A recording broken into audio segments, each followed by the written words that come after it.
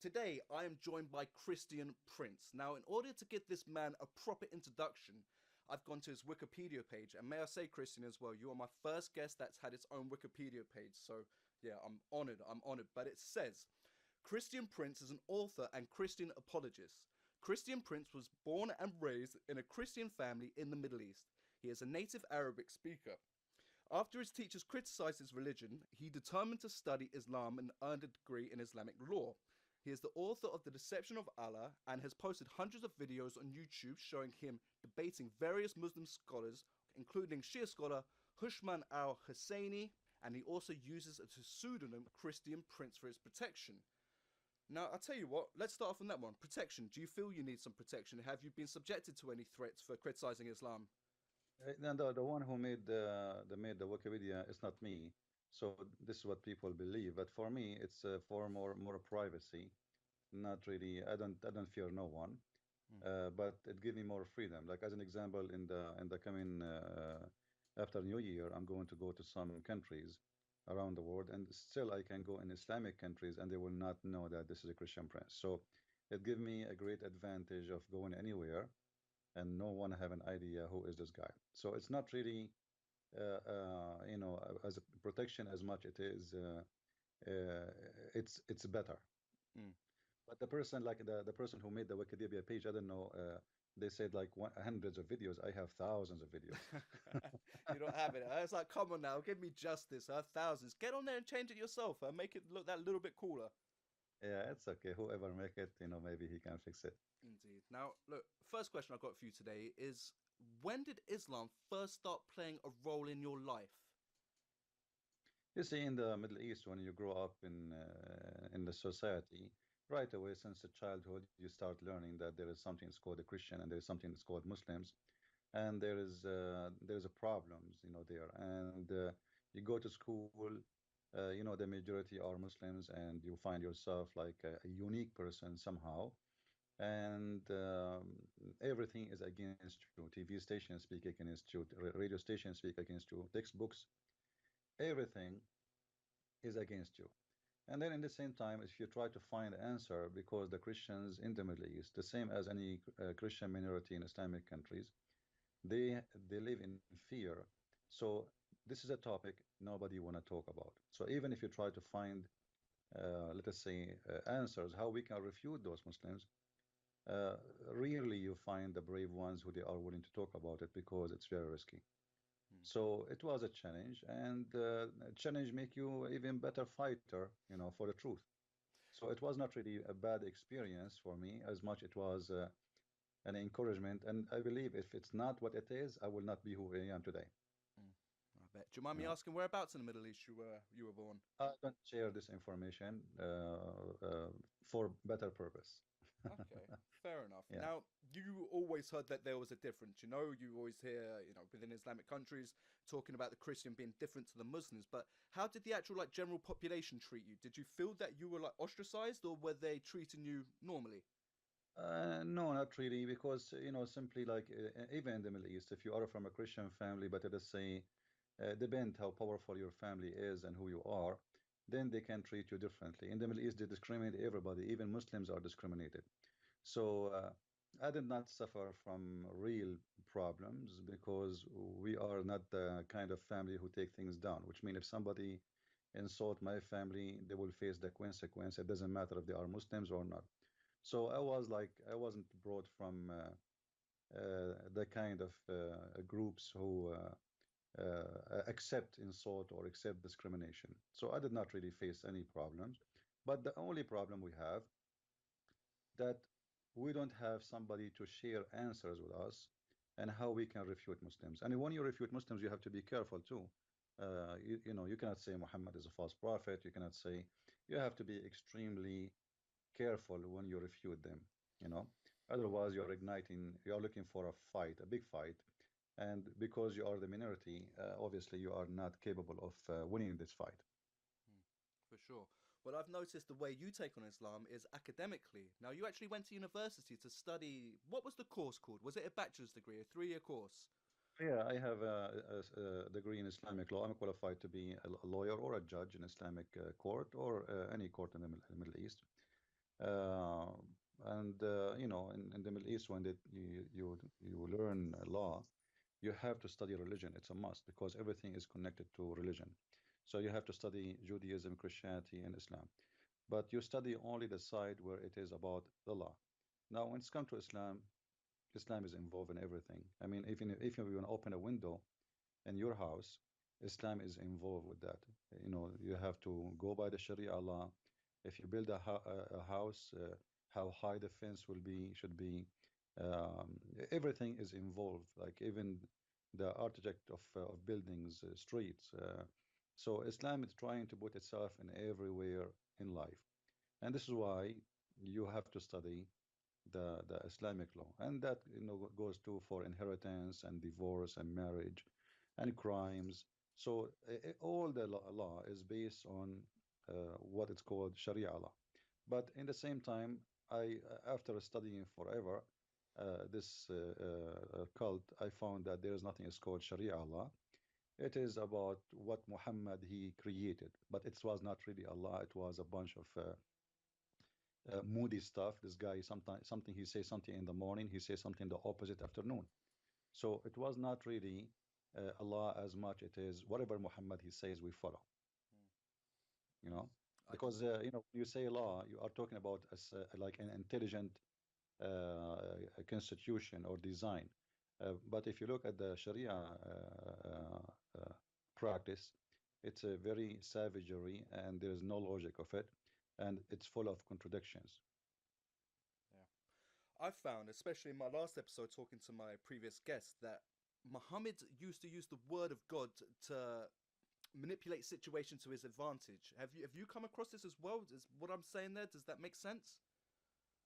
Well, everything in Islam is about Muhammad advantage. There's nothing about the advantage of his God. Uh, You know, the Quran always speak about that you have to obey Muhammad and Allah. And if you don't obey Muhammad, you are not obeying Allah. But all of us, we knew that Muslims, they never saw Allah, they never heard Allah, they heard only Muhammad. As an example, in chapter 3, verse 32, it says, قُلْ أَطِيعُوا اللَّهَ وَالرَّسُولَ فَإِن تَوَلُّوا فَإِنَّ اللَّهَ لَا يُحِبُّ الْكَافِرِينَ. Which mean obey the Prophet, obey Allah and the Messenger, and those who disobey, they are kuffar, and Allah, He don't like them. So uh, it's simple and clear that you have to obey Muhammad. Same you can find in chapter 3, verse 132. Same can be found in chapter 4, verse 59.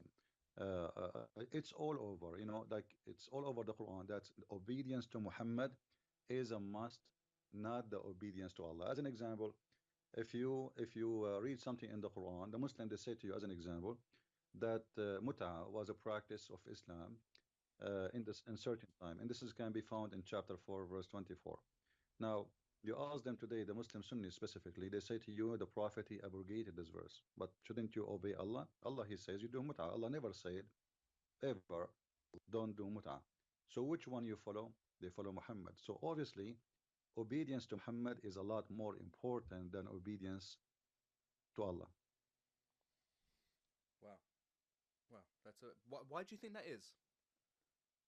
Because he is the God. I mean, he is this guy. He is just replacing God by himself. Even his name is Muhammad. Do you know what Muhammad mean? No. The praised one. Obviously he is claiming to be God because when you say the praised one, it's so who is the praised to? Allah. You know what I mean? So Muhammad, he changed his name. His real name is Qatham. He switched it to the praised one, and by doing that, simply he is placing himself as the holy God. But yet he claimed that he is the holy servant of God. But the fact, everything about him. You see, the Muslims, as an example, they say the Christians, by worshiping Jesus, they commit shirk, which means sharing worshiping God with other person.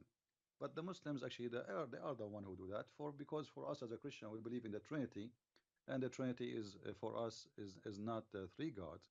But the Muslims, they always associate the name of Muhammad with the name of their God. If a Muslim says that I witness that Allah is God, is he enough to be considered to be a Muslim? No. The Shahada have to be containing two names, the name of Allah and the name of Muhammad. Now, if Muhammad message is about believing in Allah, so why he inserted his name next to the name of Allah? and how he is qualified to be next to the name of his God, and how he can say that if you want to be saved, you have to witness that there is no God but Allah and there is no prophet but Muhammad. What about the 124,000 prophet of Islam? What about we add their names to the Shahada? Because Islamic claim that Allah he sent 124,000 prophet and Muhammad is the last one according to the Muslims. So if the Shahada is a truthful, not about Muhammad being equal to God, then the Muslim, if they want to insult and they want to insert a name of a prophet, they should add all the names of the 124,000 prophet. What about the Muslim? They show us that Moses in his times told his, because Muslim they say Moses was a Muslim. Did Moses told the Jew that you have to say there's no God but Allah and Moses is a prophet? No. Did Jesus did that? No. So why only Muhammad? Obviously, Muhammad is just a person trying. He plays himself as a servant of God, but he is above his God, and his God is just a tool for his money, for his sex, for his favor. You know, Muhammad make chapters just about his private part, about his sexual needs. Even Aisha, she said to Muhammad in the Sahih Hadith, إني أرى ربك يسارع إلى هواك يا Muhammad. I see your God, he rush into your desire, Muhammad. So even Aisha, she noticed that Muhammad is a scam. You know, what kind of God he make a chapter saying that any woman she want to give herself to the prophet. I mean, why the prophet need women to give themselves to him? You know, what exactly that will do to God and to Islam? If this guy is interested in spreading Islam, is that how you do it? That any woman she can take off her skirt and she jump with you in the bed? That does not make sense. So obviously, all the agenda of Muhammad is about him and him and him, and then Allah is just a name I use to give myself the authority. I've never thought about that before. I really haven't. The fact that Muhammad puts himself on parity with his God. That's crazy to think that he could even do that, and it just shows the ego of the man. Actually, he is more important than God. The Quran says that in Allah wa malaikatahu yusalluna ala nabi. Allah and his angels, they are praying on the prophet. Okay, how he is praying in the prophet? I mean, how that can be?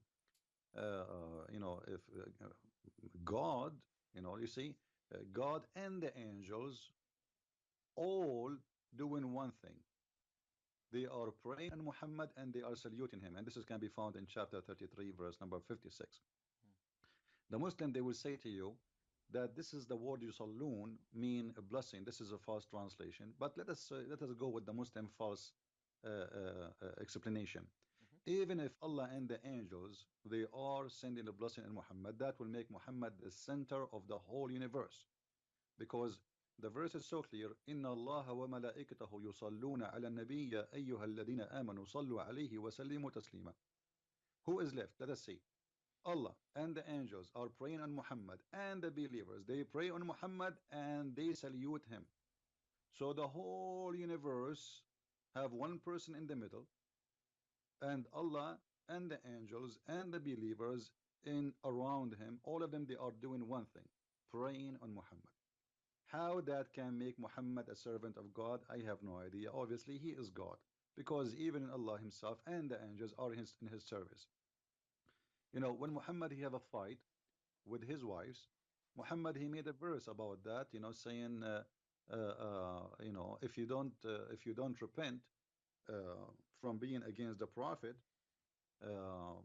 Allah and the angels and the believers are going to be his backup, and this is can be found in chapter 66, verse number 4. إن تتوبا إلى الله فقد صغت قلوبكما وإن تظاهرا عليه فإن الله هو مولاه وجبريل وصالح المؤمنين والملائكة بعد ذلك ظهير. So if you repent, speaking to the wives of Muhammad, what kind of God he need to make a chapter about a guy having a fight with two of his wives? I mean, do need God to be involved in this? You see, the Muslim, they say to us, they lie. They say, there's Bernard Shaw, he said in one of his books, which is this book never been exist, it's just a lie, that Muhammad, he can solve the problem of the words when he is drinking his coffee in the morning in 2 minutes. Wow. Muhammad, he needed a chapter in the Quran to help him to fight his wives, and the verse saying that if you don't repent, you women, Allah and the angels and the believers, all of them, they are going to back him up. So what do you mean he can solve it?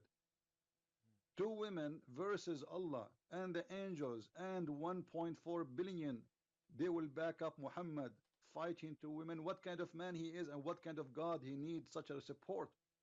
So obviously this man, each time he have a problem in his life, he silence anyone, including his own family members, like his wives, as we see in this case, chapter 66, verse number 4. If you don't obey me, I will make a verse. And then God said, who dare to say we don't care what God said? So Muhammad, in order always to silence his enemies, even if they are his wives, because he considered them as enemies too, for he is abusing them and using them, in order to silence those people, right away he create Quran, and this is the best way. He noticed that when you make a Quran, there's no more argument. That's it. Allah said, you obey. It's over. Indeed. I just want to jump back a little bit, really, and just expand on Aisha's thoughts on Muhammad. You were saying, if I've written this down right, that he was a little bit of a. She thought he was pulling a little bit of a scam, huh? Making some dodgy moves. Well, obviously, Aisha, she noticed that Muhammad is not being truthful. You know, why he made a verses saying that any woman should give herself to the Prophet. I mean, he have many wives. And then she noticed right away that this God, he rushed into his desire. And you know, the simple question we can ask for the Muslims: what Islam will accomplish from making a verse saying that God said that any woman she can sleep with the Prophet if she want. I mean, what the accomplishment for Islam? And this is only a license for Muhammad. Why Muhammad he can have those license? All of them, all the license of Muhammad, the private license, Yeah. is about sex, money, and names. You know, like Muhammad, he have a special treatment in everything.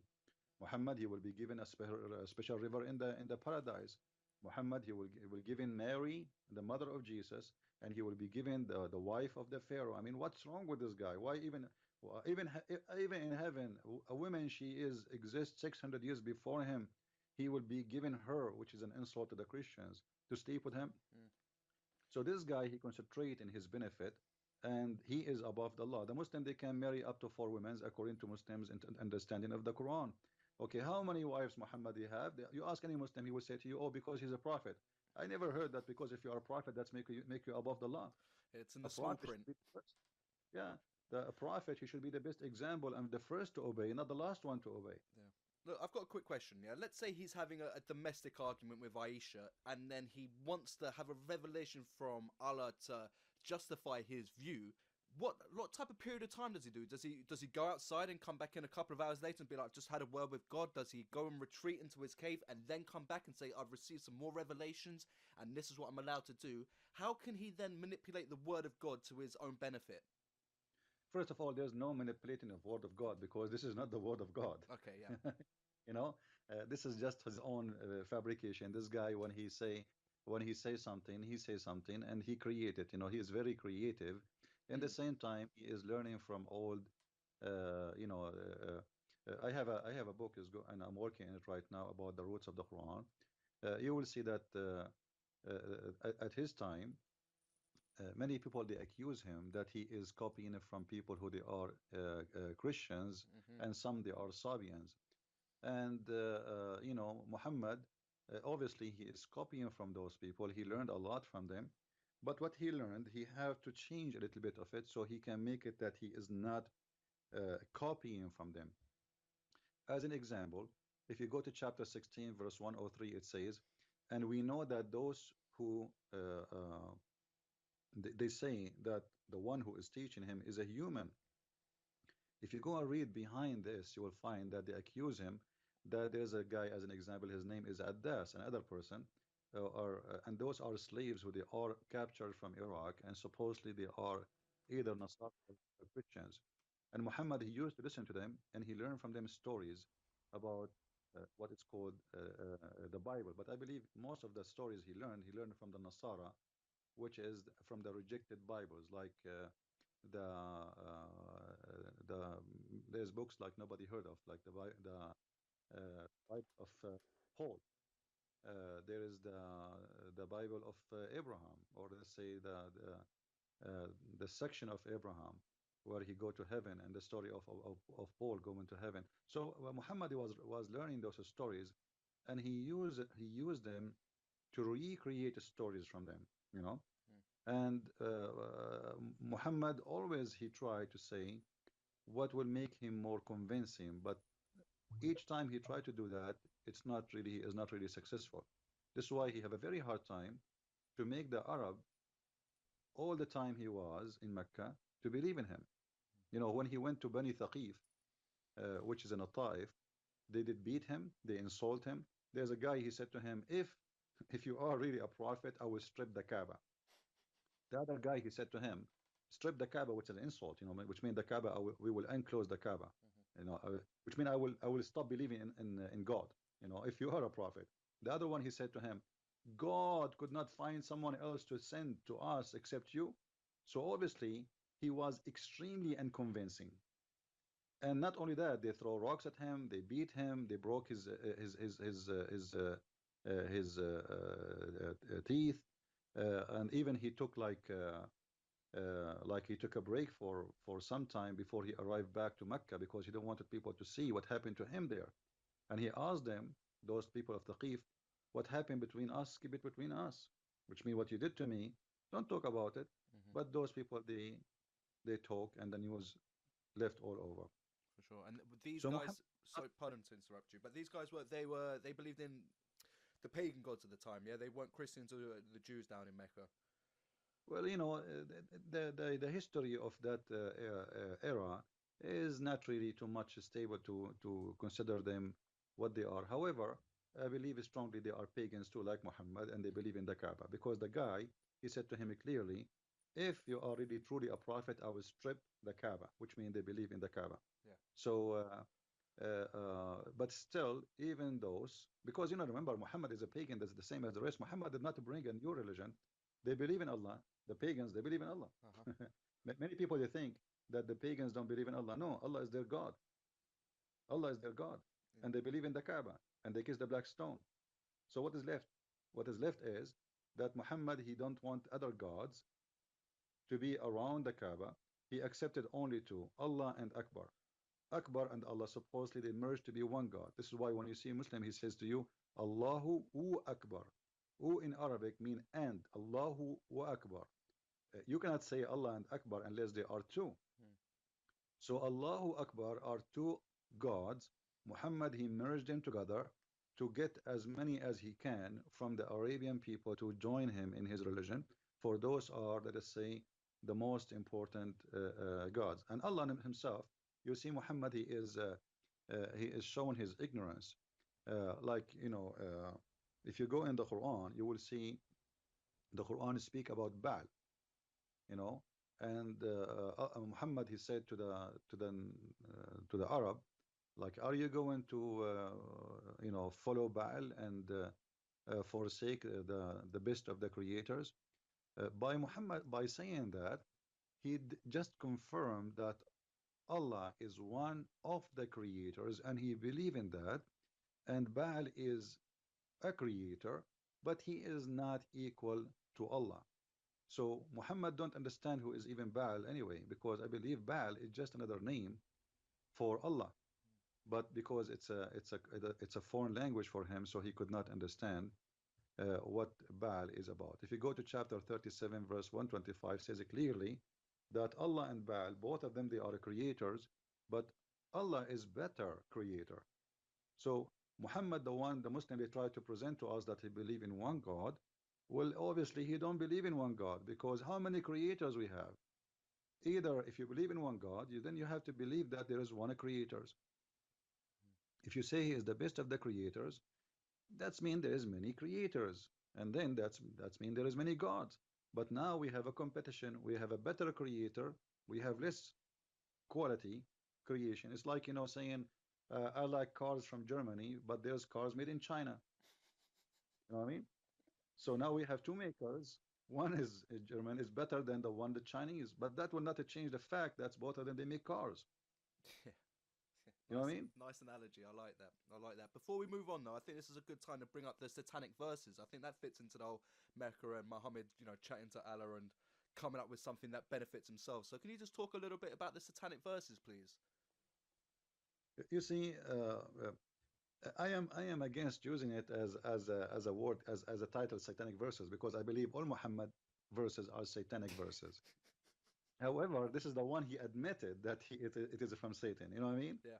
So this is the one he admit that Satan he cast into his mouth, but all of it is from Satan. Mm-hmm. But if you go in chapter 22, verse number 52, it's very even the way Muhammad he speak, he have a he have a lack of intelligence. It says وما أرسلنا من قبلك من رسول ولا نبي إلا إذا تمنى ألقى الشيطان في أمنيته. We never sent a messenger before thee, but he had the same problem. When he talked, shaitan, he put in his mouth the words. And Allah will delete it. Okay, name for me Muslims the prophet who shaitan put in his mouth words, and then Allah he deleted. And in the same time, that will be a contradiction for the Quran, because the Quran say clearly that shaitan have no authority over the one who they are the good followers, uh, uh, you know, uh, you know, uh, of Allah. They will are protected. If you go to chapter 15, verse number 42, it says, "Inna ibadiya laysa laka alayhim bisultan." My servants, you have no authority over them, except the one who follow you from the deceived one, the bad one, the filthy one.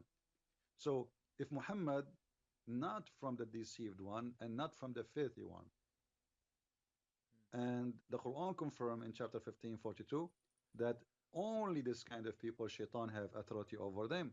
So how shaitan was able to throw in the mouth of Muhammad satanic verses?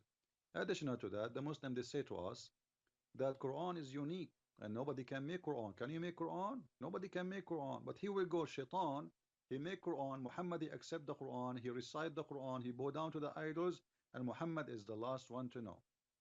So if Muhammad received Quran of the devil, and yet he could not recognize that this is not from the devil, so how you can claim and say Quran is made only by Allah when the Quran confirm that shaitan make Quran too? One more thing, as long the verse chapter, the one you are talking about is called satanic verses 22:52, saying that Allah will delete whatever shaitan put in the mouth of Muhammad. How we know that this verse itself is not from shaitan? Yeah. You know what I mean? Because it's just to make me relax. Because people didn't notice Muhammad is a scam. He is in the morning he say he worship only Allah, and afternoon he is with the pagans. He is bowing to their idols, and he is saying that Allah wal Uzza wa Manat, the three daughters of Allah, their intercession is a must, and we pray to them, and he bow down to them. So people they notice Muhammad is fake. He is not what he's saying.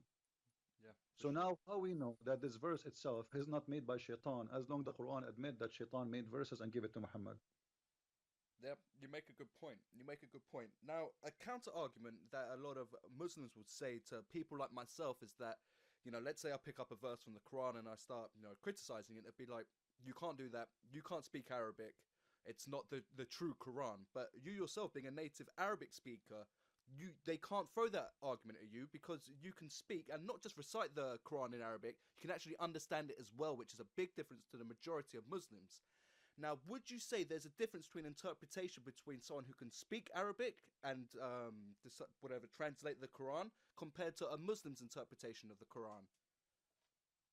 First of all, do you know what Muslim they say to me? And to you, they say to you, don't speak Arabic. For me, they don't say to me, your English is funny. There you go. You know, They've so always got an answer. Yeah, like just last week we have a Pakistani guy. He called me in my live broadcast, and he was shocked because he thought I don't speak Arabic. So he was going to say to me, listen to me and listen to the Quran in Arabic, listen to Arabic. I said, what's wrong with you? I am an Arab. What do you mean listen to it in Arabic? Yeah, and he's like, It's a stupid. uh... Yeah. So what the Muslims do, first of all, they bring somebody he have a nice voice and he sing the Quran, and then they try to have an impact on you. You are listening to a music like if you bring a singer, it doesn't matter what he is singing is going to sound beautiful because he have a beautiful voice. you know Yes. so if you give someone you like his voice and he is very well known, If you give him the menu of a restaurant and he's saying it, trust me, it's going to sound good. It's a menu. It's nothing there. And the Quran is nothing but a menu, but a bad restaurant. You cannot even understand what the Quran is trying to say because the Quran is suffering from a flight of thought. You know, as an example, many people they say uh, that the Quran have uh, like Meccan surahs and Hmm. Medina surahs, Yep. right? And many people believe that Meccan surahs are the one who is peaceful and Medina surahs are the violent one. This is not really too much accurate. If you have a deep knowledge in Islam, you will find that this is not true. Uh, uh, because you will find that what is in the example in chapter of At-Tawbah, which is supposedly most of Muslims believe that this is happened in Medina. You will find that verses there they are from the time of Mecca, which means the Quran is like a salad. It's not really. We cannot say those verses or those chapters are from this and this chapter, etc. But Muhammad is make it clear. If you go to chapter 9, verse number 46, it says, and if they wanted to go out to prepare for war, uh, they will, but even if they will, but Allah He don't want them to go because they will lose. So stay with the one who stay. Mm. So the Quran tell us why Muhammad is not going for war because he knew if he go for war right now he will lose. He is not qualified to win a war. So people wrongly they think that Muhammad was peaceful when he was in Mecca and he was harmful when he was in Medina. Muhammad is Muhammad, but the whole different is I am weak right now and I cannot do it, so I wait until I can do it. And the Quran confirm, like as an example, it says that you cry not for peace as long you are the uppermost, and this is can be found in chapter 47 verse number 35. فلا تهنوا ولا تدعوا إلى السلم وأنتم الأعلون. Cry not for peace when you are the uppermost. So the whole idea is when I am the uppermost I will not go for peace. When I am not the uppermost, no problem, I go for peace, but this is temporary. Mm. And that is the mentality of Muhammad. Now, the interpretation of the Quran is a different story because Muslims themselves, they cannot accept each other interpretation. This is why the Muslims, when they finish an article or trying to make a book about Islam or to give interpretation for the Quran, they say at the end, Allah knows best. Allah knows best as a statement is just like disclaimer. You know what I mean? So Yeah, you yeah, don't yeah, kill yeah. like because he will know right away. There are some people they might even seeking killing him for what he said. So even the scholar, in order to protect himself by disclaimer insurance, he says Allah knows best.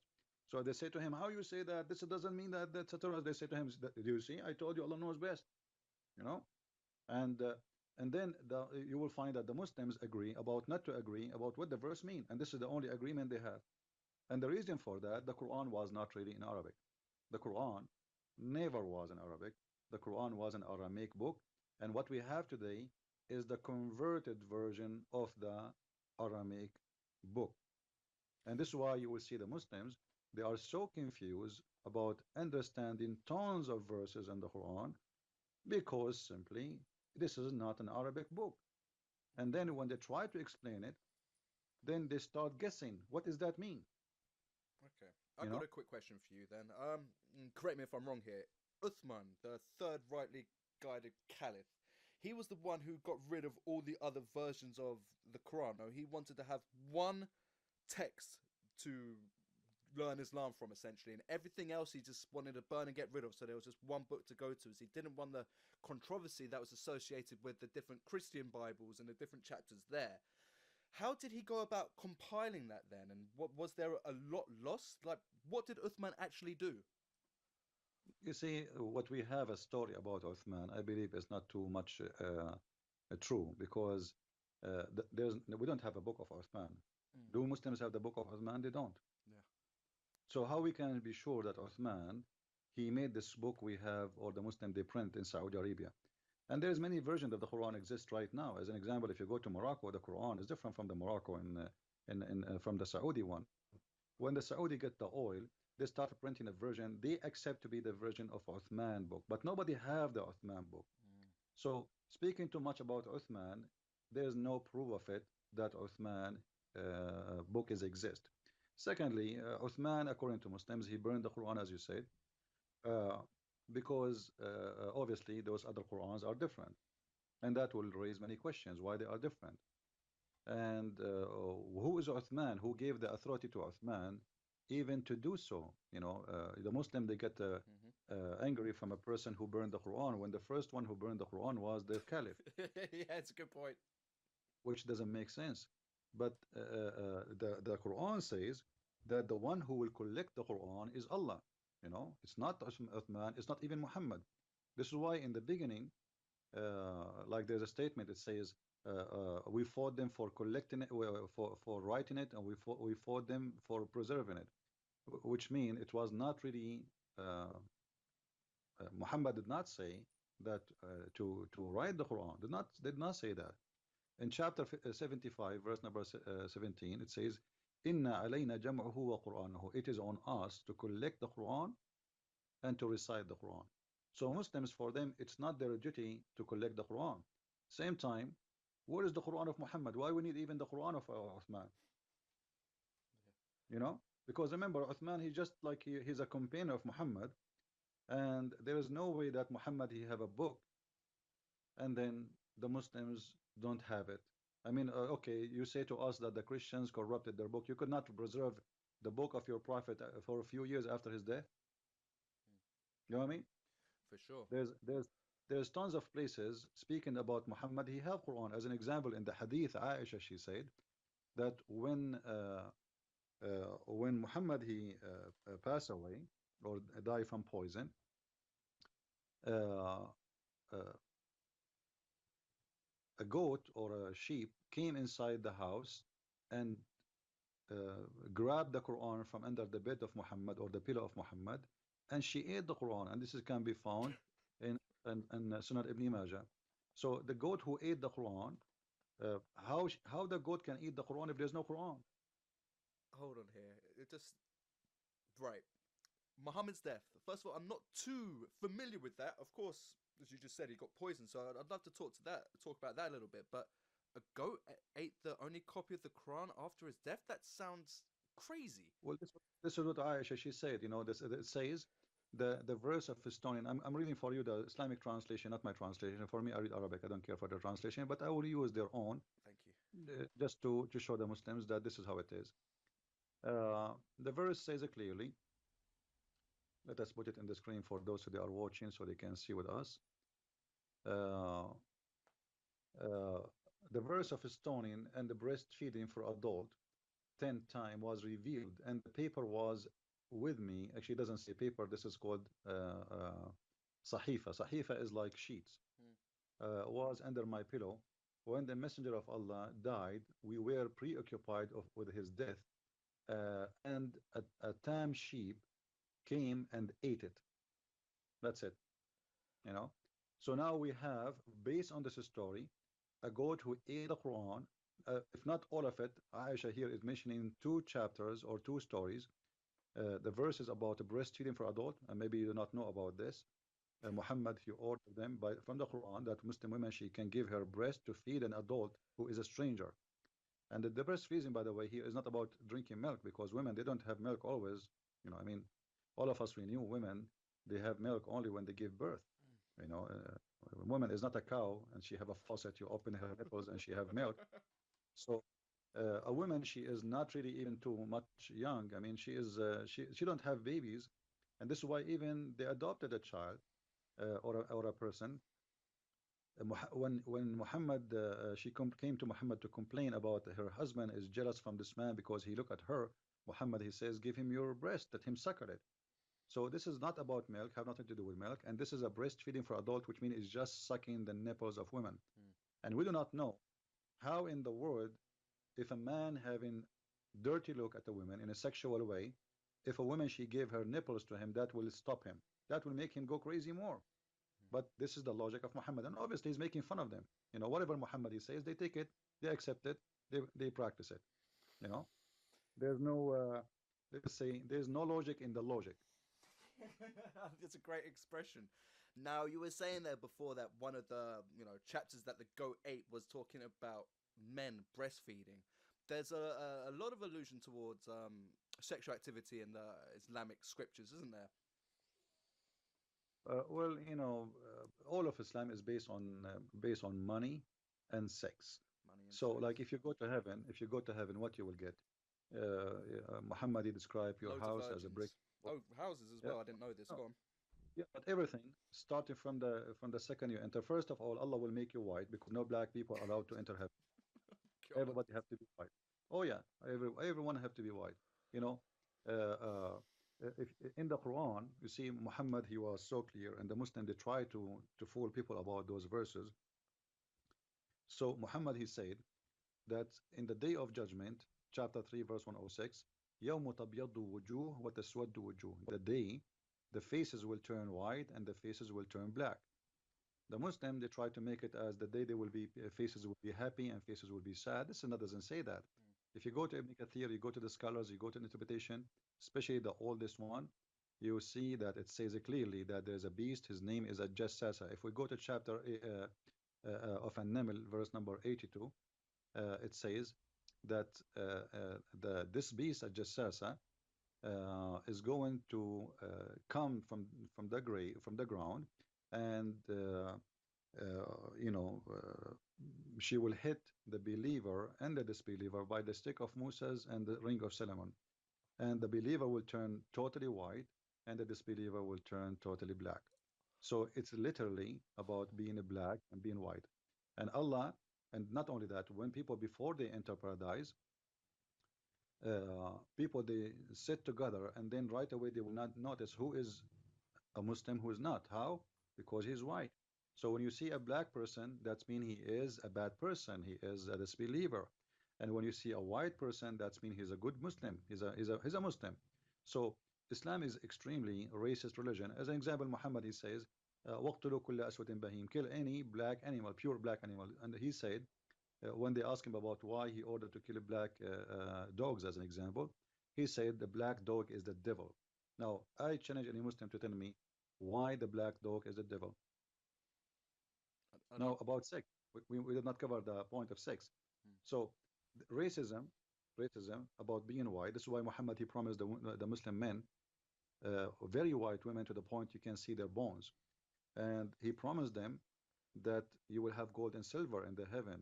Even your house will be one brick of gold, one brick of silver, and the land will be from rubies, and your house will be made from pearls. Then the virgins, and those virgins simply they are sexually made for the purpose of one purpose, which is sex. But I find the story is very stupid because additional that it is a fiction, and but imagine all women. Imagine somebody he came to your door now in Earth, and he delivered to you, delivery shipping coming from Hong Kong, and he opened the container and you find 70 women or 80,000 women, but all of them they have one name and they have the same eyes and they have the same look. So what the point? Yeah, it's a good point, isn't it? It's a good I point. mean, all of them look the same. All of Wow. them they have Hur. They don't have names. Their name is Hur. All of them they have the same face, the same eyes. All of them they have black eyes and etc. All of them they have the same shape. All of them in one age. All of them in the even their the breast size is the same, exactly copy paste. So what the point of having sex with all those women is all of them are the same women. Imagine you have one wife, and God he copied for you 10 of her. I mean, what the point? Yeah. You That know, that makes no sense. I never knew that. it's a madness. Islam is a religion of stupidity, and the more you are stupid, the more you believe in it. Yeah, indeed, indeed, indeed. So back to sex, Islam. I suppose forget sex, masturbation. There's a lot of rules and guidelines as to how to masturbate within Islam, isn't there?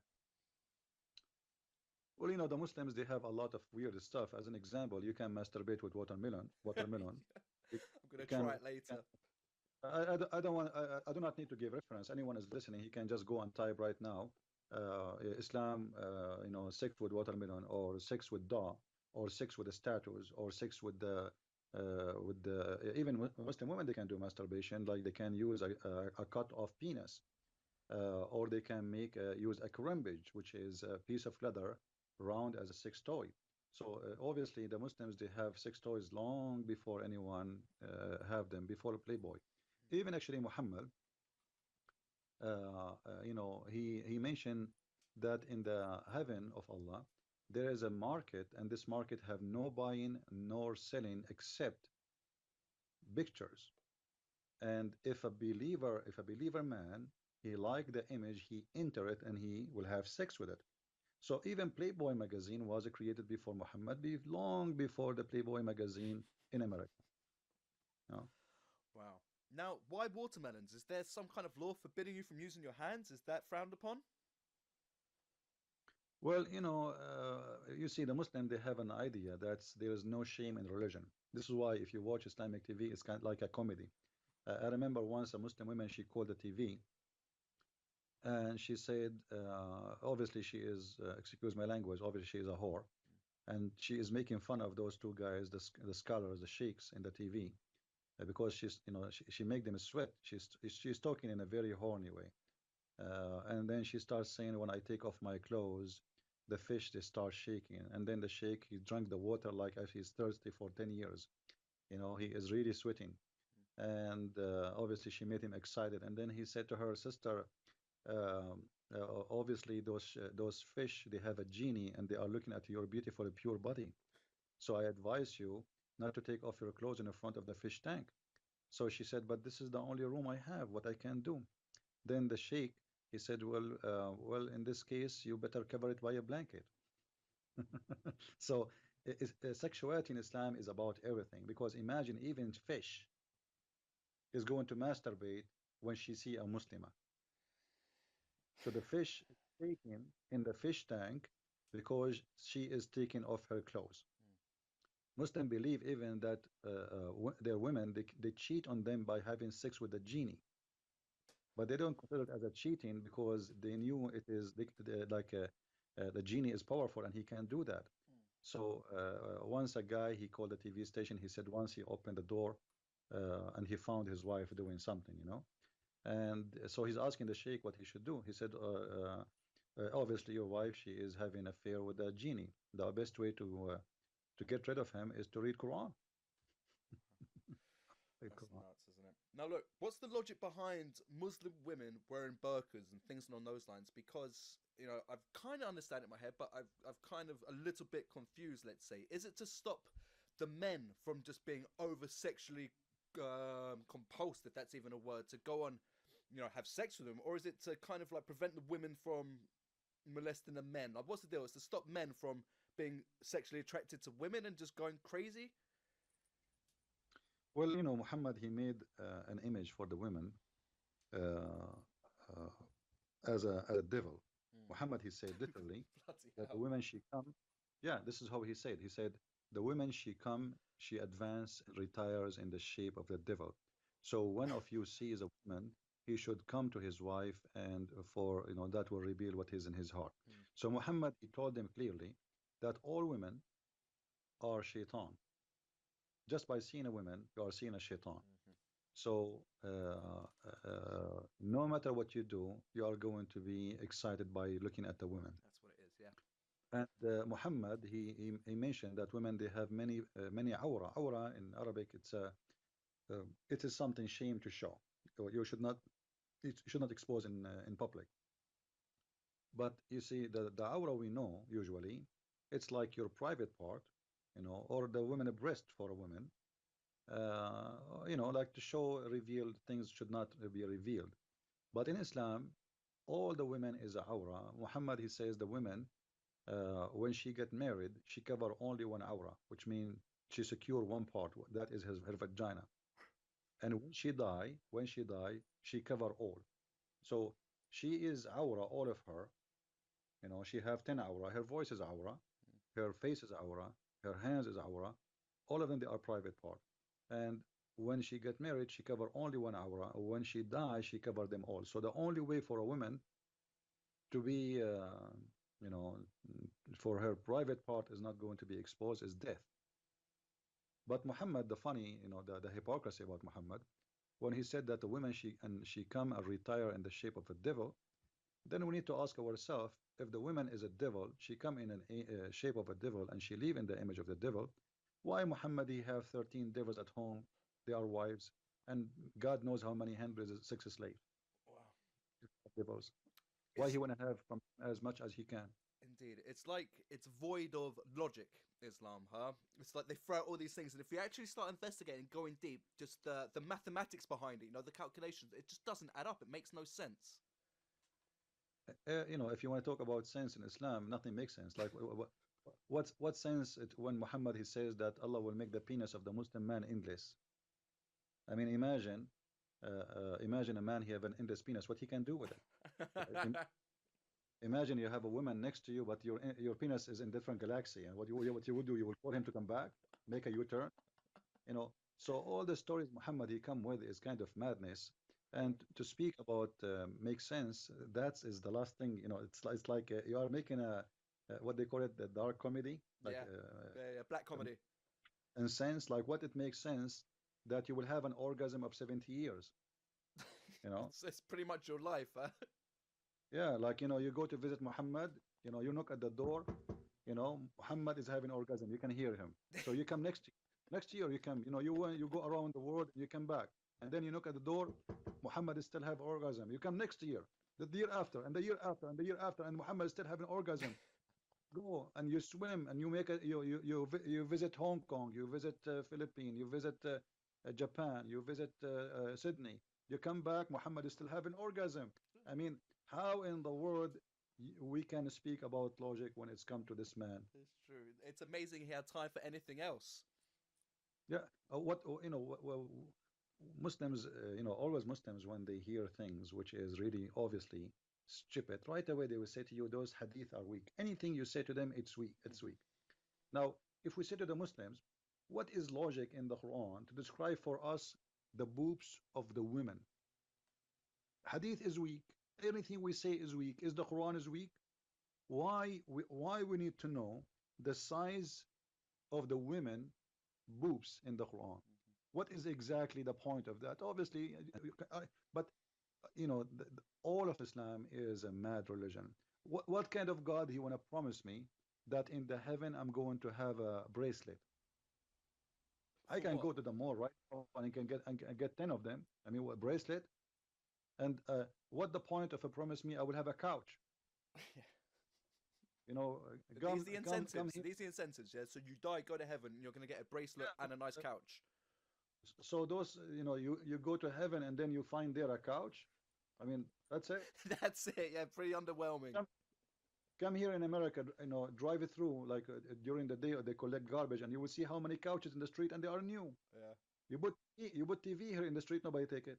Big screen TV. So couches, bracelet, pillows. I mean, pillows. Allah, He promising me pillow. Uh, you know. So the promises, obviously, they are made for those Arab who they are poor, Bedouin. They dream to have this because this for them this is a fantasy. Yeah. This is something they never saw before. So now he is promising me a garden and have a grape. Believe it, a grape. We will eat a grape in the heaven, and you will have Pomegranates, clear don't they? water. They love pomegranates and bananas as well as a big incentive.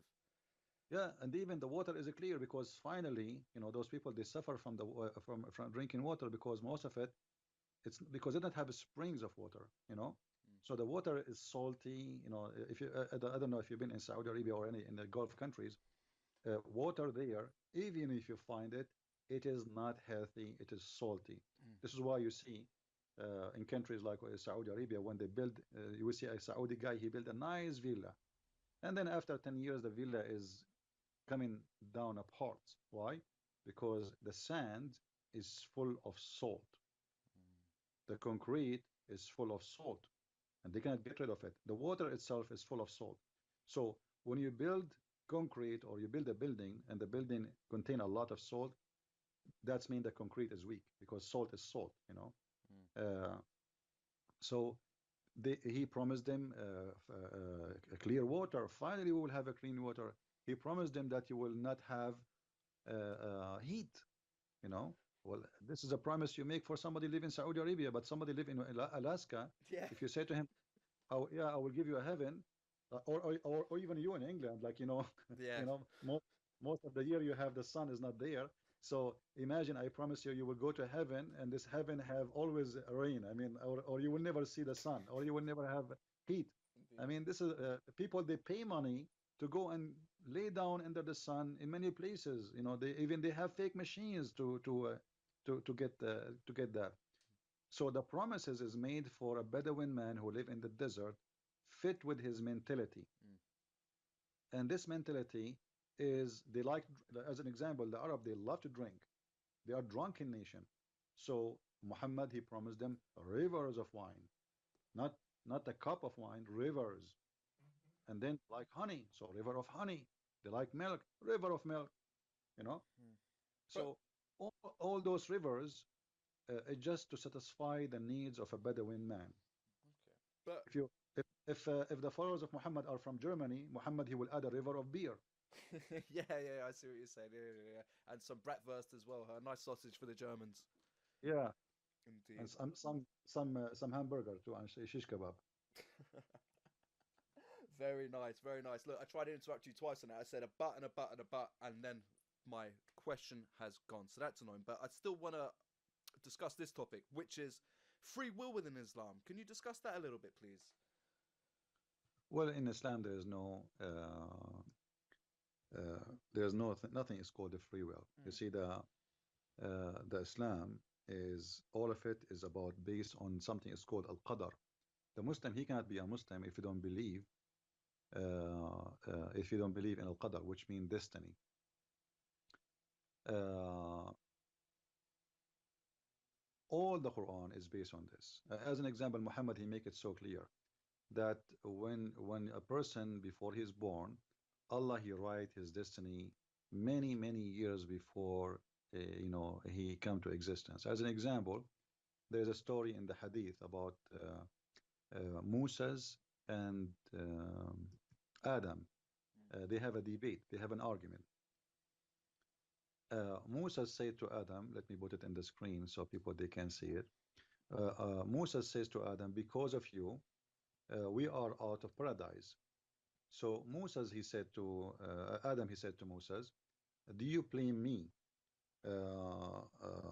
for something Allah he wrote for me in my destiny 40 years before he created me? So even the sin of Adam was not a choice for Adam. And Muhammad he says, and this is how Adam was able to overcome Musa's argument. So the correct answer is the sin of Adam was not his choice. It was written for him 40 years before his creation. And this is the hadith in front of us for those who they are seeking reference in YouTube. 40 years before the creation of Adam, Adam he commit, Allah he wrote for him his sin, and it says there, are you going to blame me for which Allah had ordained for me 40 years before my creation? So which is very stupid, by the way, because if Adam he commits sin and that was the plan of Allah, and Allah is the one who wrote the sin for him as a destiny, so why Allah he punish Adam and kick him out of heaven? It doesn't make sense. No. But as we said, nothing in Islam makes sense. And the same for everything. Muhammad he said that one of you will do the work of people of heaven until there is a distance of a cubit between him and the gate of heaven. And then what is written by Allah will take over, and he will start doing the act of people of hellfire, and he will go to hellfire. And then he said vice versa. When a person of you doing the act of hellfire, and then what is written all his life, the deed of hellfire, and then what is written by Allah will take over, and then he will start doing the deeds of paradise, and then he enter paradise. So go into hell, go into paradise is not really based on your deeds. Muhammad he make it so clear. It is based in what Allah he wrote for you as a destiny, which means you convert to Islam, you don't convert to Islam, it's a stupid idea because it is written for you already where you will go. One more thing, just to make it more clear. Uh, there is a story of a child who died, and Aisha she said to Muhammad, there is a paradise for this child, for he is a bird from the birds of paradise. You know, I mean, this guy is just an infant. He died, and he will be in heaven. So Muhammad, he rebuked her and he said to her, "Don't say that. For Allah, He created for heaven, who is for heaven, and who is for hell, who is for hell before He created them." So, which means here sin have nothing to do with going to hell and heaven. Are you getting my idea, Ben? That he's an infant, he's a child. He's, you know, Aisha, she said it clearly that this child, he did not even reach the age of committing sin. But Muhammad is still did not like what she said, that he guaranteed to go to heaven, for he, Allah, he decided, he wrote his destiny before he created him. So the idea of Islam is a full of contradiction, as we said before. In one place says that if you commit sin, you go to hell. If you obey Allah, you go to hell, blah blah blah blah. And then here we see a child who is a son of a Muslim family, and yet he will not go to heaven guaranteed, because Allah, he wrote before he created him if he will go to heaven or he will go to hell, but yet he have no sin. In the Bible, we find the opposite. Jesus said, if you don't become like those, the little ones, you will not enter the heaven. So, which means the children are going to go to heaven. Muhammad, he have a totally different idea that heaven have nothing to do with your deeds. However, by the way, in different places, he contradict himself. He speak of deeds, like the Quran says, those who do good deeds, etc., etc., etc., paradise for them. Here, we find the opposite. I've got a quick question then, and can you just see if I've got the right end of the stick with this? So if there's no free will within Islam and Allah's already got everything planned out for you, people who then go and, you know, do horrible terrorist atrocities and go murder people in the name of Islam and actually get away, you know, not get away, but actually do commit murder people for their fellow Muslims, do they think, well, because he actually achieved this attack, it was the will of God and he did God's asking, and then how can I judge him because this is what God wanted? Is that correct?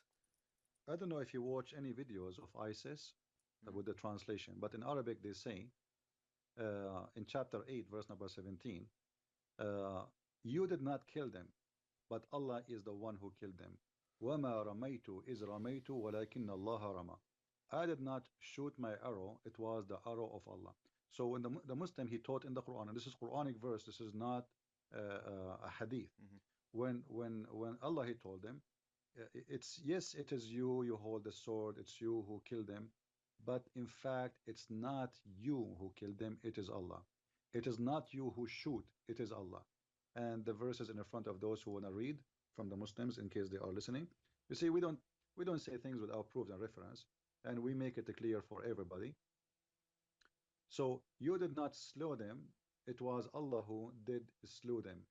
And you did not shoot, it was Allah who shoot.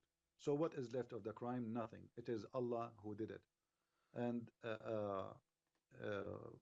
but when it's about a crime, you see, the Muslim, they have two sections. Crime is to kill a Muslim. But it is not a crime to kill non-Muslims. The Muslim, they lie to us. They say the Quran says if a person killed an innocent man as if he killed all mankind. That verse is about killing a believer. Okay. Yeah, they lie to you because they don't know Arabic, and you do not know that you don't have a good knowledge in Islam. So they quote always, even Obama, he was quoting for us this verse, but this verse is not about killing non-Muslims, because Muhammad, all his Quran, chapter 9 verse 29, there's many verses clearly saying, go and fight those who don't believe in Allah and don't believe in Muhammad and last day, etc., from the Christian and the Jews. That's the reason why, because they don't believe in Allah.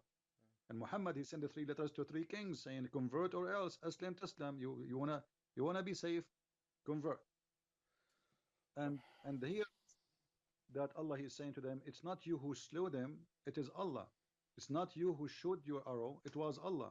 That's why when a terrorist, he shoot at you, you know, like in the field, we see in the video, he say, وَمَا رَمَيْتُ وَإِنَّمَا اللَّهَ رَمَى.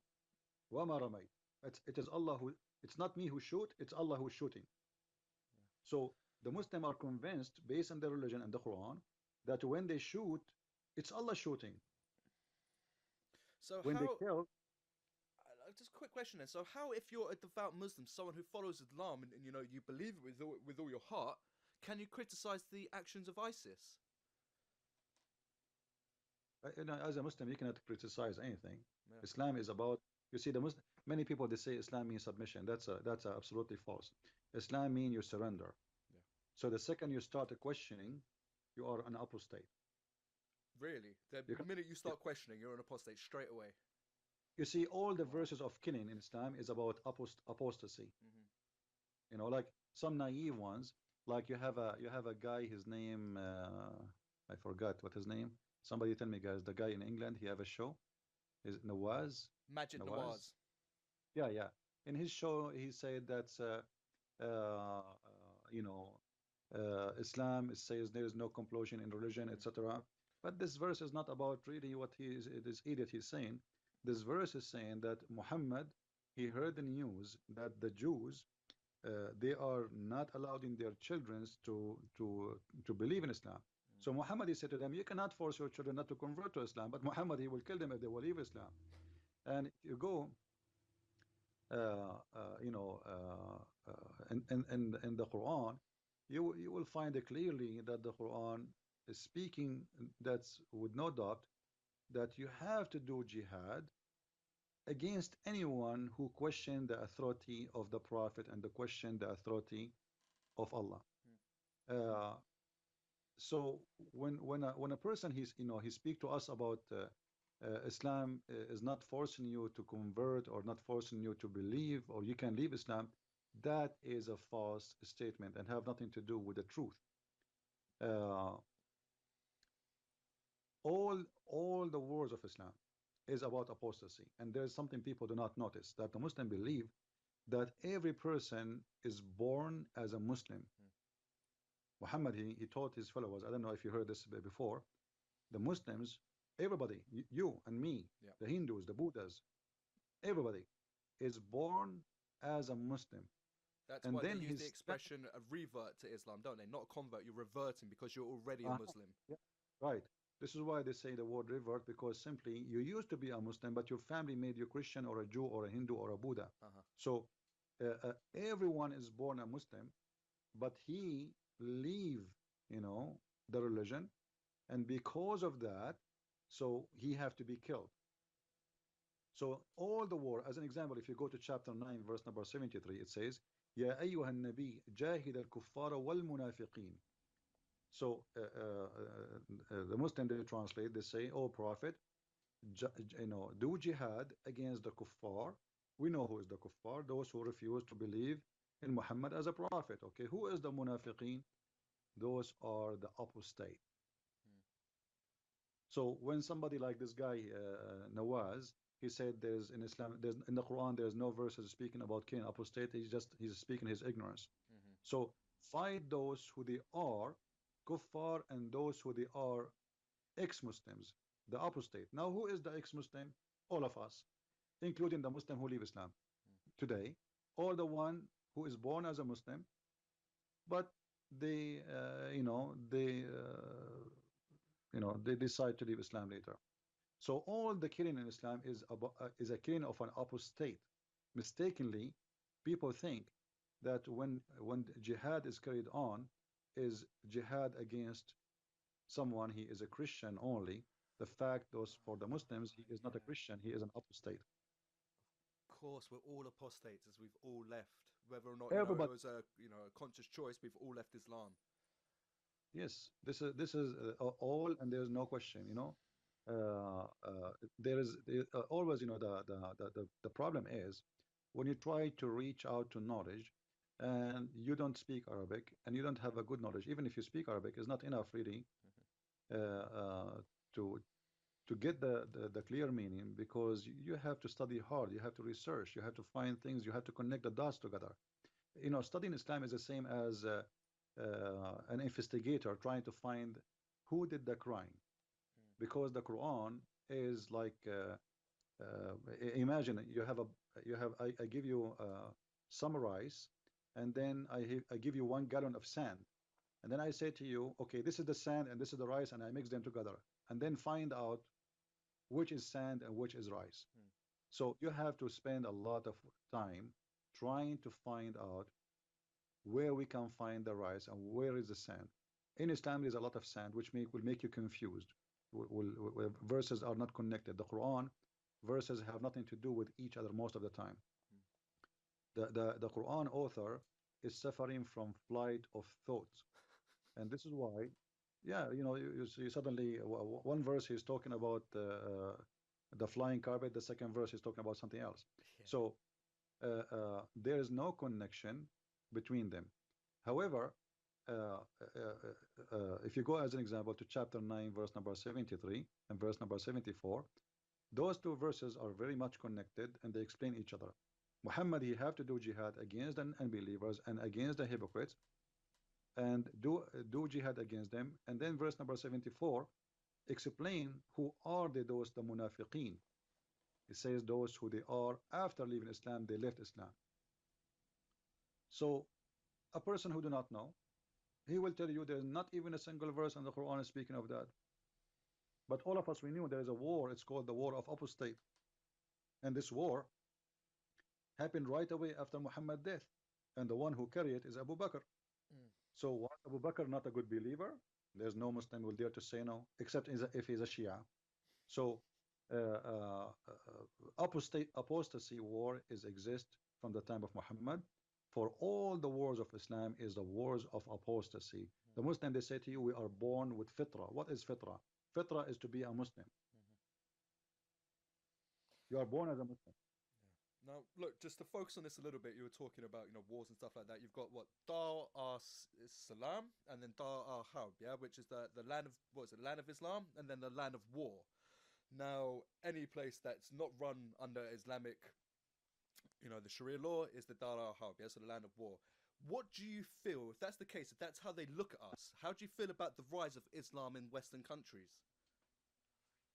I believe the rise of Islam, if we can use that term, exists because of the Western ignorance.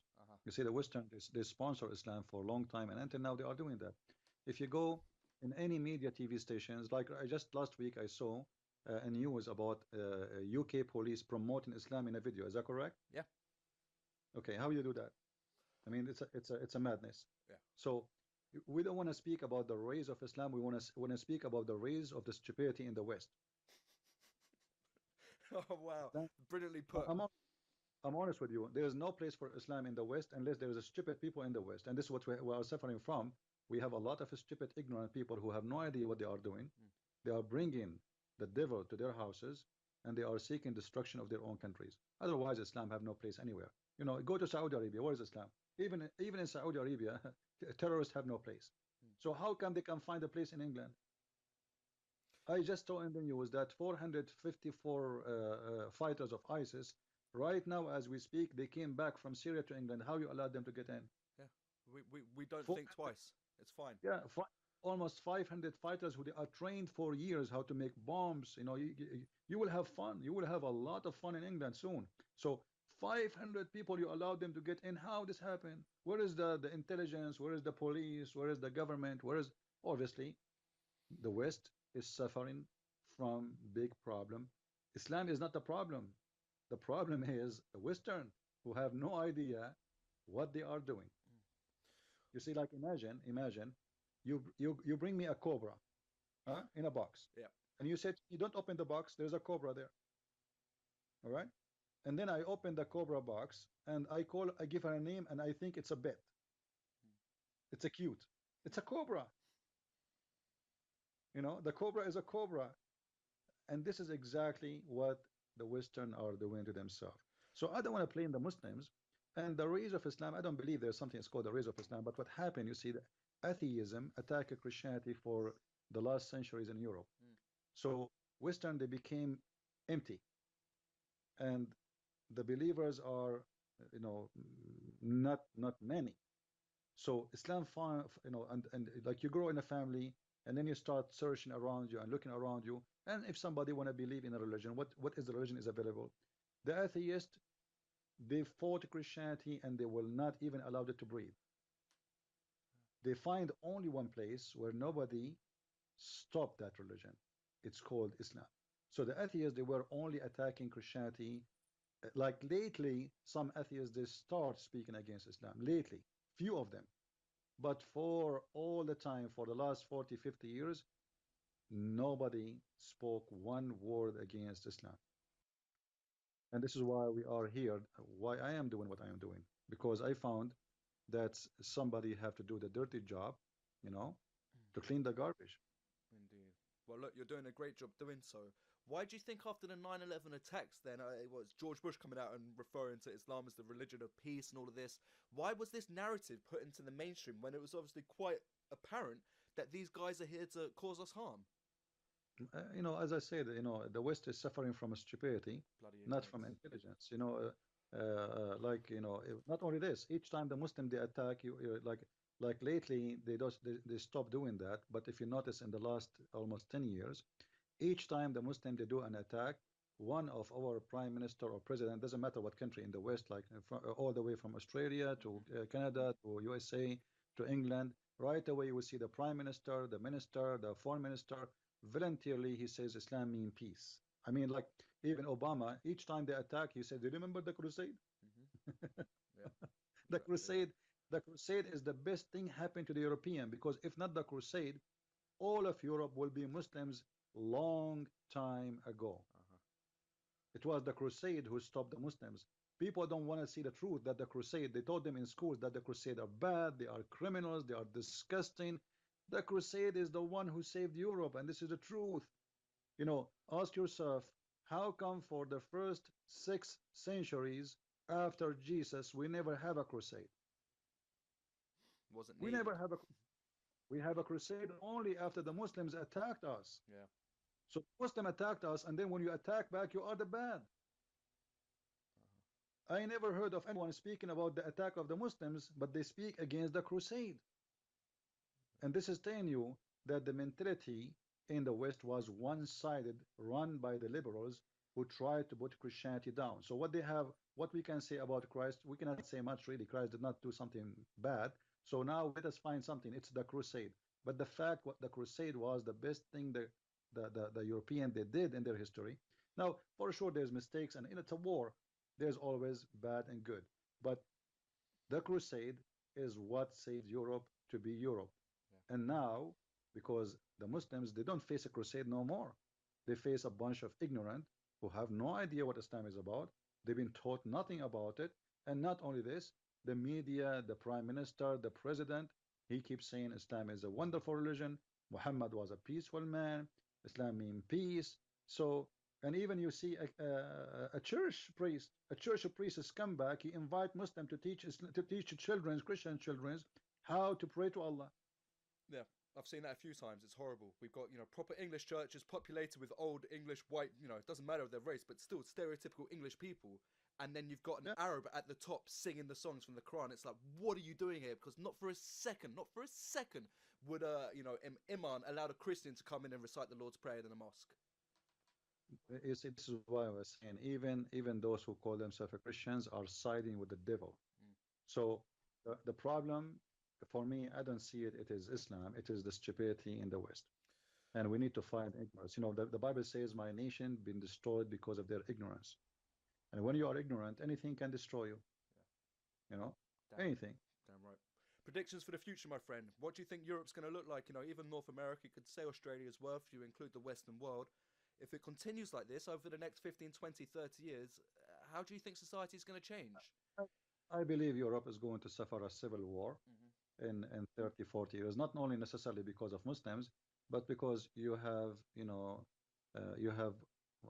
soon you will have more immigrant than citizen, Yeah. and then that will make you feel as a minority, and you will feel unjust, and then there's many people will bear arms and they will go for war, and the European countries are seeking destruction of their own land. Like just to last week, I saw a study that in the city of Stuttgart in Germany, Mm-hmm. the German, they are the minority now. Yeah. The first time in their history, the German people in Stuttgart, they are. So imagine you live in a city, and this is your city of your grandfather and grandfather, Yeah. and then suddenly you are a minority. And the second you turn to be a minority, that is the turning point where you are going to lose everything. Because Don't you believe in democracy? Okay, democracy. The majority, they will win. Yeah, As simple as that. No, this indeed. is democracy. Yeah, well, I see Yeah. it in person. There's a very famous place in London called Camden Market. It's just in North London. It's a cool, eclectic place that people come to and have fun.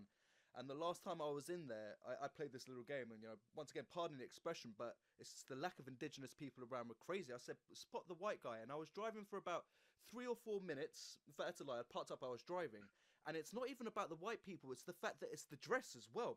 If it was just loads of different races dressed in suits, or maybe a pair of jeans and a shirt with a paper and whatever, that's I wouldn't even blink twice. It's the fact that they look more kind of at home on a Star Wars planet, really, than in North London. And it's very odd to see, and it's crazy. And you're walking through your hometown, the capital of your own country, and just thinking, what is happening here? There's loads of places. Go to Wembley, it's the same thing. In Wembley, it's just like you're in the Middle East. It's nuts to witness. Yeah, it's a backstand. This is a backstand. They have nothing to do with even Middle East, even because Middle East, we don't have those people you have there, Mm. you know. And you see, I notice, I've been in England. I noticed that the English government, they welcome, the more you are into terrorism, the more you are welcome. Yeah. If you see any terrorist who is wanted in his country, he always go and seek refuge in England. Hmm. And that will make what will make me always question the legitimacy of the British intelligence and the government. I mean, what is the point of hosting those terrorists? They knew they are terrorists. Like as an example, Abu Qatada is wanted for a long time in Jordan, Yeah. wanted in Lebanon. What his name? Anjem Shawadri. Andrew All of Chowdhury. them. Yeah. Oh my goodness. Every one of them is wanted somewhere. Uh So huh. why you are bringing them to your country? That is a question. The British citizen, they should actually, if I am a citizen in England, I'm going to make a case against the government, you know, Yeah. and I'm going to bring to justice those who allowed those people to have their citizenship. Not only they give them refugees as asylum, they give them salary, because the second you accept him as a refugee, you get him apartment, you get him. I remember I was in England. I was studying. A Muslim guy, he said to me, I was looking for an apartment to rent. He said to me, you can rent my apartment. I look at him, this guy, he don't look like he's wealthy. Mm. He said, you have an apartment? He said, well, I'm a refugee. I said, but don't you use it? He said, none of us use his apartment.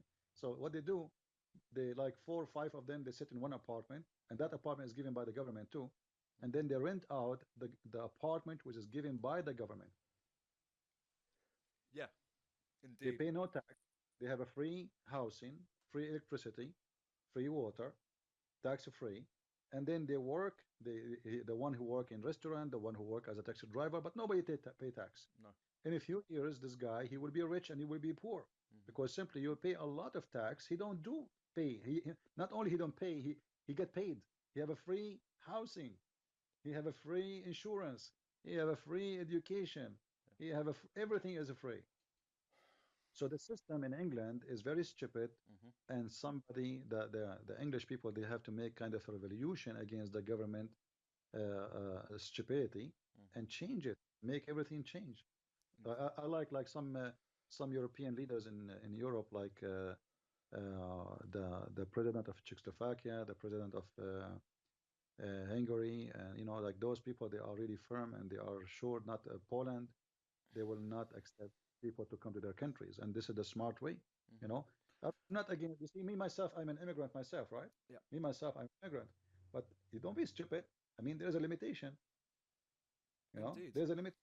And if you, even if you, all the countries in the world, if they welcome immigrant, they welcome the quality, doctors, engineers, educated people. Precisely. Yep. But they are bringing the people, they come from in the boat. Nobody knows where they are coming from and what they are doing and how many crimes they did before they come. Hmm. You have no idea. They throw their papers in the ocean and they come to you. Yeah. No, it impacts on so many different people's lifestyles. I was once it's actually a courier, so a person who does deliveries. Yeah, Englishman. And I started talking. It's like, have you always done this? And he's like, no, I used to be a painter decorator. I was like, what happened there? He goes, I used to charge 150 quid a day. Then loads of immigrants came over and they had no idea about any skills when it comes to that. They would charge £60 a day, totally undercut my labour costs, and eventually I would get no work whatsoever. The only work I would ever get is to be called in to sort out the bad work that the cheaper labour has done. So what's happened in England is that we've had loads of immigrants come over from Eastern Europe, so the Poles, the Hungarians, the Romanians. They've seen what's happened with Islamic migration into this country as well, and that's why they're going home and saying, no, we do not want this in our country. We were seeing what's happened in England, and it's no good, so we are not entertaining this in our homelands whatsoever. Good for them. You see, actually, this is why I'm saying there's a change is happening, and I hope the change will happen very soon. Yeah. And people they will awake, and people like you they will be more knowledgeable about what this cult is about. And the problem with this religion is not about like they want to convert you. This is the first step, but then later they will force you to do things. They will force you what to eat, what to drink, what to say, what not to say, what to wear. Mm-hmm. They will force you. Everything is about enforcing others into doing things. So the most priceless thing you have is your freedom. You see, I came to America not because I'm seeking better life. Actually, my life in the Middle East, when it's come to let us say money or anything, it's a lot better than what I have here. But here I can say what I'm saying to you right now. Mm-hmm. This is what make me come here. I love America, for I can speak. I can say my mind. I can write my books. I can be what I want to be. If you live in Islamic countries, even the food you will eat, even when you eat, like as an example, there's a punishment, there's a penalty of jail if you eat in the month of Ramadan in the street. Yeah. And if you live under like a very strict Islamic Sharia law court rules, not only they will put you in jail, they will beat the hell of you. You know, Mm-hmm. Mm-hmm. you know. You can see there's a video of a guy. They broke his legs because he's wearing a jeans.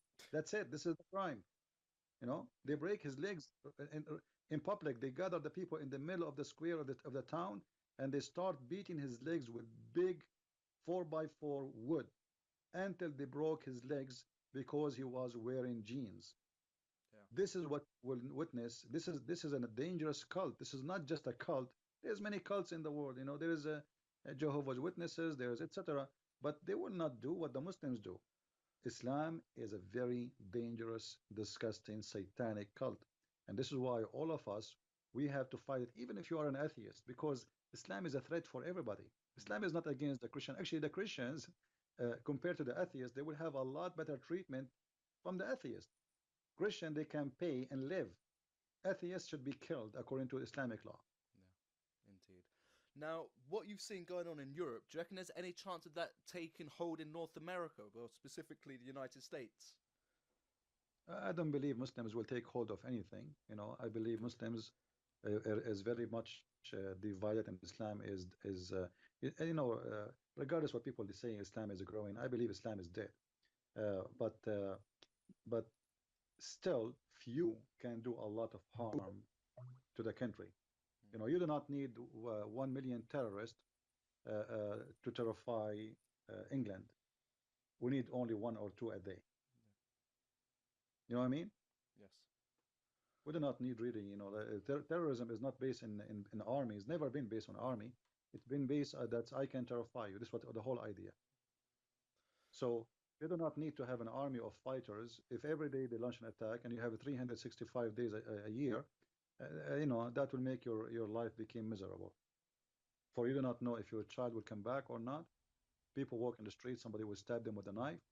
And especially in Europe, people are not allowed to carry guns, not like in USA. Mm-hmm. In USA, if somebody tried to do something to me, I have my gun with me. Yeah. I am legally, I have the right to carry my gun. You know, I have a license.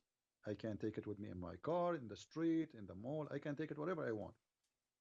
So if something happened, everybody is armed. Mm-hmm. Even women in USA is armed. So terrorism, this is why you see the Muslims in USA, when they attack places which is people are not allowed to carry guns. As an example, the attack in Florida In the gay club. happened in a gay club, and those are gays anyway, they don't carry guns. So they carry places, they carry the attack on a places where people they are not too much into guns, or they are not allowed to have guns. But if you know, if when they knew that everybody have guns, like now in the street where I live, who dare to shoot? I mean, who in the world dare? Mm. Nobody dare, because if you shoot, everybody will shoot at you from every direction. You know, I mean, Yeah. You hear this as well in America, that people are more reluctant to beep their horn because we do it over in Europe, it's fine. But in America, you hoot the wrong person, he might have a gun. So you've got to be a little bit more careful before you start throwing your fingers up at someone and while driving. So the second you withdraw your gun, you are dead. Yeah. You're dead. You know, it's mean you are committing suicide because somebody is going to shoot you, and obviously you don't withdraw your gun to say hello. You are you know nobody withdraw the gun just to scare people. It's just to do it. Yeah. So the second you use your weapon, you're gone. You know. Yeah. And when a criminal he knew, like this is why I don't like cities which they allowed only, like they say, the guns are not allowed. By doing that, you allowed only criminals to have guns, and nobody can stop them. By the time the police will come, the guy will be like killing 50 people. Yeah, so true. In America, you can't do that. The only people who are going to be given their guns to, let's say there's an amnesty, it's only going to be the good people. All the bad people are going to keep the guns, and it's going to, yeah, they're way too far down the line. But Mr. Prince, I'm going to say to you, I'm going to stick a fork in this. I've got to crack on. But is there something you would like to get off your chest? I know you broadcast regularly and you speak very frequently. But is there one last thing you would like to express before I bid you good day? Um, you know, I encourage people to read and to educate themselves, and don't ever listen to a Muslim teaching about Islam, because Muslims, they lie when they speak about the religion. I never saw a Muslim they believe in taqiyya, chapter 3 verse 28, and they practice it daily base. Don't learn about Islam from Muslims. Don't learn about Islam from liberals. Learn about Islam by seeking real source. When I speak about Islam, if you read my books, you can find them on Amazon. You will see that I never spoke of my own opinion. I have the Islamic reference right away in the front of you.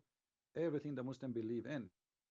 Muslims who speak English usually don't tell the truth, and a few of them, they speak the truth. Like as an example, Anjem Shawadri, he speak the real Islam, but people they say he's not he's not really following the true Islam. ISIS, they speak the real Islam, but they say to you ISIS is not Islam. But the fact it is the opposite.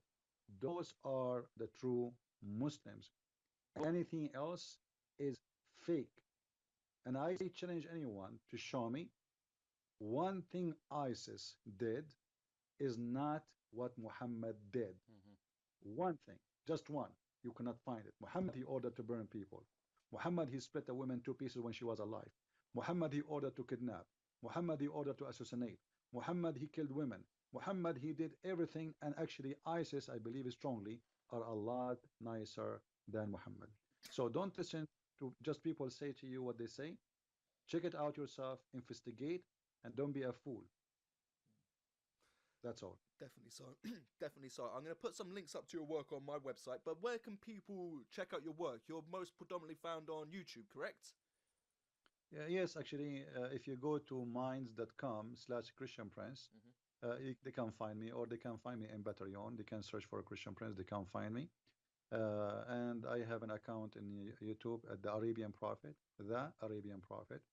They can find me that too, Brilliant. And my videos are all over, not only in my channel, but if you wanna like the website, my page in Minds, right? Yep. That's how we contacted each other. Yeah, because you text me there. So you can, already you have there. And if they go there, they can click at any of my videos and they will find my YouTube too, and they will find my Facebook, etc. Okay, great. Now, this is a very short episode for you. You don't mess around. The amount of I've looked at some of your videos, they're like 4.5 hours long, 5 hours long. So this is just a brief conversation for you. Yeah, well, because education is education, and I don't like fast food. Like when you give me a topic, either I cover it, or I better not to speak about it. Yeah. You know what I mean?